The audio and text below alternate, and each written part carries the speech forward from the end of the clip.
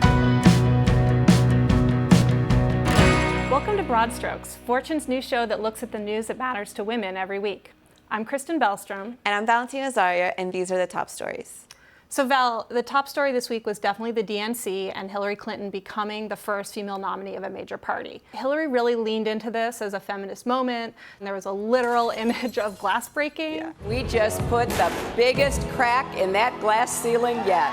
I mean, I was really, really glad that she made this about feminism, that she made this about women. This isn't something that she's traditionally done. This campaign is really the first time we've seen her, embrace the so-called woman card, right? In 2008, Obama was that change maker, that historic candidate, and she was really like the pragmatic, the person that and same thing in 2000 when she ran for the Senate. One woman who did seem to really capture everyone's imagination was Michelle Obama, who delivered like a barn burner of a speech. What did you think about Michelle's appearance? I think a lot of people, after seeing her speak, realized how great of a speaker she was. I mean, she is like President Obama level, amazing orator. You have the hashtag Michelle for Prez. I've done a little reporting and I found out that she would never want to run for president, which obviously is disappointing, but what are you gonna do? But that kind of makes me think about the potential next occupant of the East Wing, Bill Clinton. I'm really curious to see what his responsibilities will be. They've dropped a few hints, the Clintons, about what Bill would do as a first lady, first spouse, first gentleman. Hillary Clinton said she would put him to work. Yeah. He would be a special envoy. He would be an advisor to her.